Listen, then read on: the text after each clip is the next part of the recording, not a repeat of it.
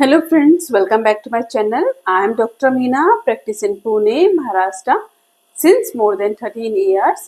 तो आज की इस वीडियो में हम बात करने वाले हैं कि डेंटल एब्सेस और पस फॉर्मेशन और अगर आपके दांतों से पस निकलता है तो उसका क्या रीज़न है एंड उसका ट्रीटमेंट ऑप्शन क्या है। तो वीडियो को लास्ट तक जरूर देखिए और अगर वीडियो अच्छी लगेगी तो इसको लाइक शेयर एंड सब्सक्राइब भी जरूर करिए।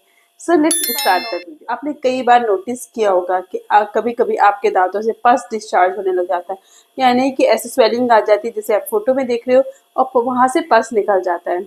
इस टाइम पे पेशेंट को कोई पेन नहीं होता है, लेकिन इससे पहले पेशेंट को बहुत पेन होता है। तो आइए जानते हैं इसका क्या रीजन है, ऐसा क्यों होता है एंड अगर ऐसा हो गया है तो उसका ट्रीटमेंट ऑप्शन क्या है। तो वीडियो को लास्ट तक जरूर देखिए, वीडियो बहुत इंपॉर्टेंट होने वाली है।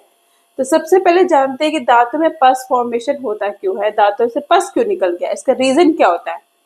तो दांतों से पस निकलना यानी कि दांतों में इन्फेक्शन होना। तो इन्फेक्शन होने का मोस्ट कॉमन जो रीजन होता है वो होता है कि अगर आपके दांतों में कैविटी हो, यानी कि दांतों में सड़न हो।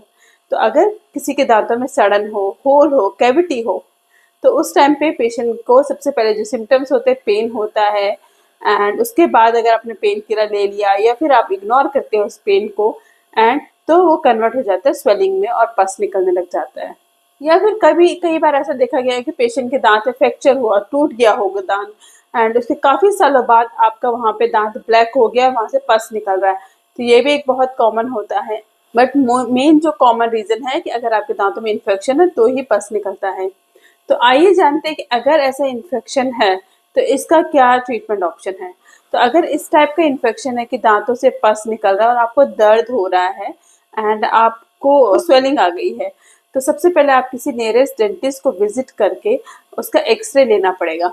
एक्सरे से हमें कंफर्म हो जाता है कि इस दांत को सेव कर पाएंगे कि नहीं कर पाएंगे।